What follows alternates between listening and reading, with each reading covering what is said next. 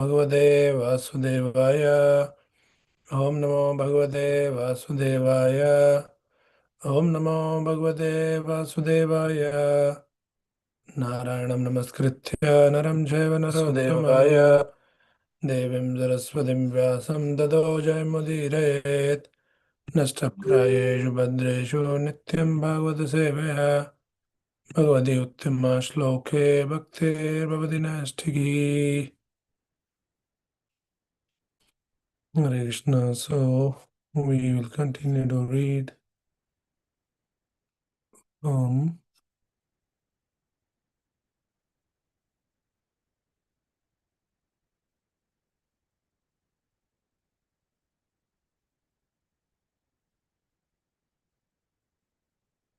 share my screen.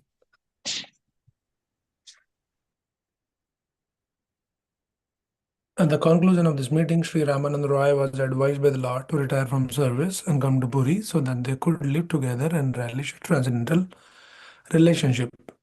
Sometime later, Sri Ramananda Roy retired from the government service and took a pension from the king. He returned to his residence in Puri, where he was one of the most confidential devotees of the Lord. There was another gentleman in Puri of the name Sikhi Mahiti, who was also a confidant like Ramanand Roy. The Lord used to hold confidential talks on spiritual values with three or four companions at Puri. He passed 18 years in that way in spiritual trance. His talks were recorded by his private secretary, Sri Damodar Goswami, one of the four most intimate devotees. The Lord extensively traveled all over the southern part of India. The great saint of Maharashtra known as Saint Tukaram was also initiated by the Lord.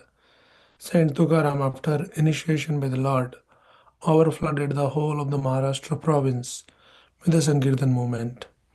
And the transcendental flow is still rolling on in the southwestern part of the great Indian peninsula. The Lord excavated from South India two very important old literatures, namely the Brahma Samhita and Krishna Karnamrita. And these two valuable books are authorized studies for the person in the devotional line. The Lord then returned to Puri after his South India tour. On his return to Puri, all the anxious devotees of the Lord got back their life, and Lord remained there with continued pastime of his transcendental realization. The most important incident during that time was his granting audience to King Prataprudra. King Prataprudra was a great devotee of the Lord, and he considered himself to be one of the servants of the Lord entrusted with sweeping the temple. This submissive attitude of the king was very much appreciated by Sri Chaitanya Mahaprabhu. The king requested both Bhattacharya and Raya to arrange his meeting with the Lord. When, however, the Lord was petitioned by his two stalwart devotees, he flatly refused to grant the request. Even though it was put forward by personal associates like Ramananda Roy and Sarvabhauma Bhattacharya, the Lord maintained that it is dangerous for a sannyasi to be in intimate touch with worldly, money conscious man and with women. The Lord was an idle sannyasi. No woman could approach the Lord even to offer respects. Women's seats were accommodated far away from the Lord. As an ideal teacher and acharya, he was very strict in the routine work of a sannyasi. Apart from being a divine incarnation, the Lord was an ideal character as a human being. His behavior with other persons was also above suspicion. In his dealing as Acharya, he was harder than the thunderbolt and softer than the rose. One of his associates, Junior Haridas, committed a great mistake by lustfully glancing at a young woman. The Lord, as Super Soul, could detect this lust in the mind of Junior Haridas, who was at once banished from the Lord's association and was never accepted again, even though the Lord was implored to excuse Haridas for the mistake. Junior Haridas afterwards committed suicide due to being disassociated from the company of the Lord, and the news of suicide was duly related to the Lord. Even at that time, the Lord was not forgetful of the offense, and he said that Haridas had rightly met with the proper punishment. Here, Chaitanya Mahaprabhu though is said as the merciful incarnation of the Lord, like very kind and compassionate. But here he is becoming too hard on this Haridas Thakur, who lustfully glanced over some women. Lord did not forgive. He committed suicide, and still Lord is like showing very, you know, hard-hearted. He is saying that he met the proper punishment. So why is doing that? He is not like he's hard-hearted. Lord is very, very compassionate, especially Chaitanya Mahaprabhu said as Namo Mahavadanyaya Krishna Prema Pradayat. He is the most magnanimous incarnation of the Lord, very, very merciful, ready to forgive all kinds of sins and accommodate and bless everyone. We had the story of Jagai Madai, the very sinful people. But at the same time, Lord, as the leader, he has to set a right example. So sometimes they had to be, little strong and hard-hearted to teach the example that this is not accepted standard. And if anybody does the mistake, it will not be, forgiven. So to teach the lessons to, you know, to others, sometimes they had to show. So this is the nature. So he like when he's hard like a thunderbolt and soft like a rose petal or a cotton swab like that. So this is the nature of the Lord here. Okay, so now different devotees can take the turns and read. Ashwarya. Mataji, you want to read?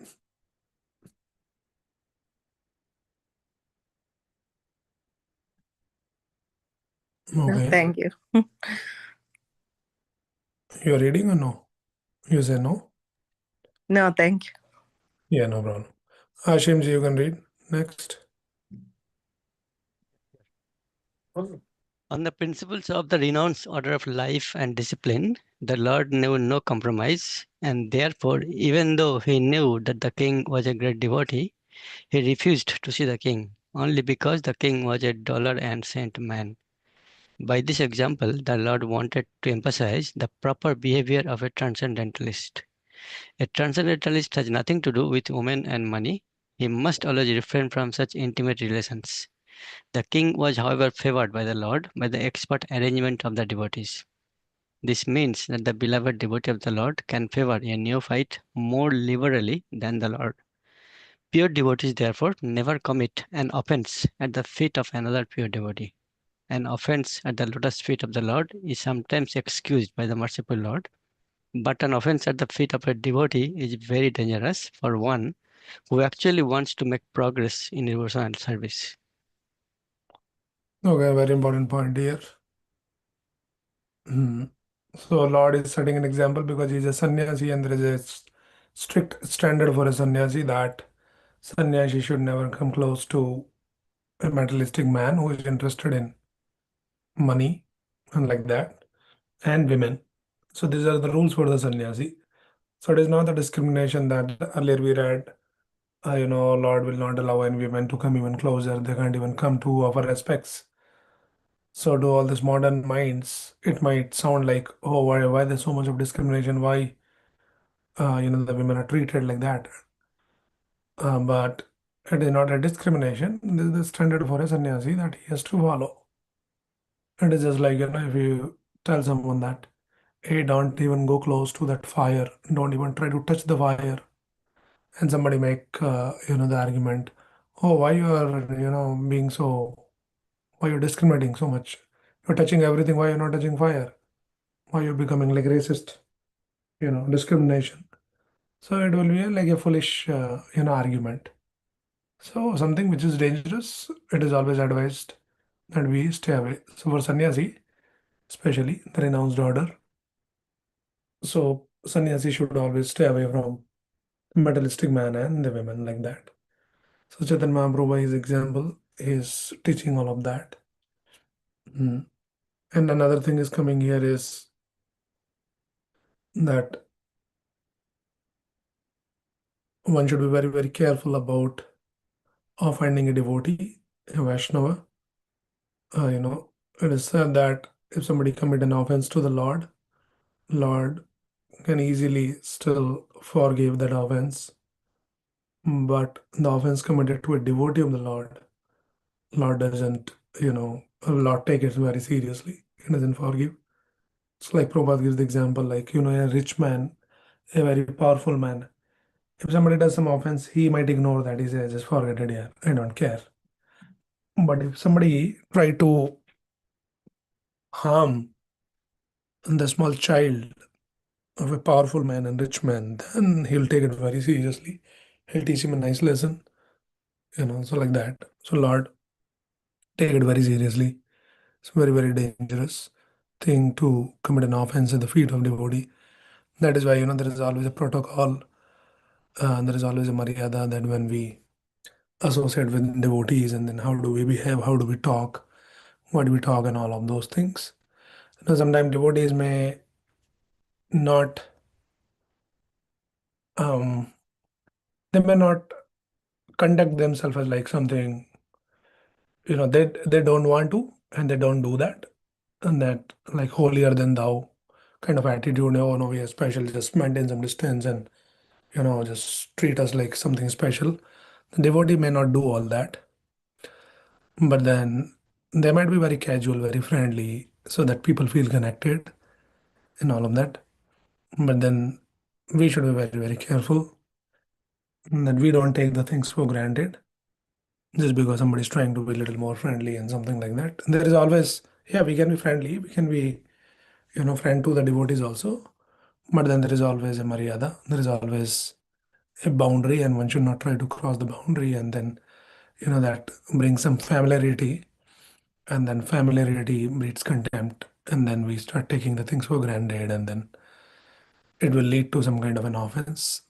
So these are all finer nuances of our devotional practice, because it's not about all alone we are sitting and chanting and reading and all that. That is not devotional life. Devotional life is all about devotee association. So we constantly associate. So we should also, importantly, get trained. Then when we associate with the devotees, and then there's all kinds of devotees are there. So how to deal with them? That it doesn't bring any kind of, uh, you know, disruption to our devotional practice. Rather, it should result in enhancing our bhakti, our devotion, or progress in the spiritual path. Okay, so this is a very important point. That is why I just spoke a little bit more about this. Vaishnava brother. Okay, next, who is in the line? Okay, Divya Mandaji, go. Hare Krishna, Prabhuji. After some time, the Lord again started on his. No. Wait. You have to read from here. As long as the Lord remained at Puri, thousands of his devotees used to come to see him during the Rath Yatra, car festival of Lord Jagannath. And during the car festival, the washing of the Gundicha temple under the direct supervision of the Lord was an important function. The Lord's congregational Sankirtan movement at Puri was a unique exhibition for the mass of people. That is the way to turn the mass mind towards spiritual realization. The Lord inaugurated the system of mass Sankirtan, and the leaders of all countries can take advantage of this spiritual movement in order to keep the mass of people in a pure state of peace and friendship with one another. This is now the demand of the present human society all over the world. Hare Krishna. Okay, so this was the Rath Yatra that was happening, and then this Gundicha Marjan. So these are all beautiful pastimes that happens in Jagannath Puri, and very elaborately it is described in the Chaitanya Charitamrita. And that how Lord used to do the kirtan. There's a whole detailed description about the kirtan parties, and kind of kirtan. Chaitanya Mahaprabhu personally is Krishna himself. Lord is coming to experience the kirtan, and he himself is doing the kirtan. We can just imagine that, what kind of kirtan it would have been. We can't even imagine. Of course, it is beyond our imagination, but it would have been like very, very ecstatic. So Chaitanya Mahaprabhu go to the Rath Yatra in front of the cart of Jagannath, and his teams and their different groups Kirtaniyas, like they will divide into 8 different groups. And the description, like there will be one main singer, then 4 follow singers, and then there's Mridanga player, then the Kartal players, and like that. And they spread all around like 8 parties, and they'll cover the entire crowd, and then they will all chant together. Like it will be tumultuous sound, like from you know earth to sky, like everywhere it will be just that vibration. So that is the kind of kirtan that Chaitanya Mahaprabhu used to do. Yeah. So maybe we can just read one more last paragraph. Manaswini Mataji, you want to read? Jipu Kid. Krishna Prabhuji. After some time, the Lord again started on his tour towards northern India, and he decided to visit Vrindavana and its neighboring places. He passed through the jungles of Jharkhand, Madhya Bharata, and all the wild animals also joined his Sankirtana movement. The wild tigers, elephants, bears, and deer all together accompanied the Lord, and the Lord accompanied them in Sankirtana. By this, he proved that by the propagation of the Sankirtana movement, congregational chanting and glorifying of the name of the Lord, even the wild animals can live in peace and friendship. And what to speak of men who are supposed to be civilized? No man in the world will refuse to join the Sankirtana movement, nor is the Lord's Sankirtana movement restricted to any caste, creed, color, or species. Here is direct here is direct evidence of his great mission. He allowed even the wild animals to partake in his great movement. Hare Krishna. Hare Krishna. So this is where the power and potency of the Supreme Lord. This is also another, example or pastime where it is beyond the doubt. It is proved that he's not some ordinary person. He's the Supreme Lord. When he's going through this forest of Jarikhanda, all the wild animals are coming and they're joining him in chanting the holy name. All tigers, elephants, bears, and deers. Generally, you see that how the tigers and all these deers and bears will not be together because their life are threat when the tiger is there. They're all coming together and they're accompanying the Lord in chanting the holy name. So the Lord only can do, the Supreme Lord can only make even an animals to chant and dance in the Sankirtan. And interestingly, little deeper meaning to that is in Kali Yuga, the people, all of us, unfortunately, because of lack of training, spiritual training, or upbringing in this modern age, people are becoming animalistic. If we are not animal, we are becoming animalistic. And it's Chaitanya Mahaprabhu, very, very special. His movement, his Sankirtan movement, which is bringing all kinds of people from all backgrounds. There's no consideration somebody is sinful or whatever background we come from. We are all being pulled into chanting the holy name of the Lord and enjoying the kirtan like that. So this is a very, very special mercy and a special moment of the Supreme Lord Himself personally, Krishna in the form of Chaitanya Mahaprabhu, and then Chaitanya Mahaprabhu's commander in chief, that is Srila Prabhupada, who came and then propagated and then spreaded this movement all over the world. And then, you go to any part of the world, we are sitting here, and then we had access to this Sankirtan movement, to such a wonderful Krishna conscious life. So we are eternally uh, grateful, indebted to Prabhupada, to Chaitanya Mahaprabhu. So we can't repay their debt. We can just offer our obeisances, offer our pranam, and then just pray to them that you have pulled us in, just keep us in, and we become more and more sincere and serious in our practice, and we can develop some genuine and sincere devotion in our heart for Krishna.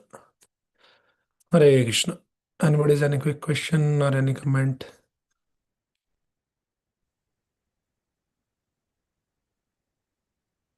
Okay, no questions. Then we'll stop here. Hare Krishna. Thank you everyone. We'll read more tomorrow. Hare Krishna. Hare Krishna. Thank you, Prabhuji.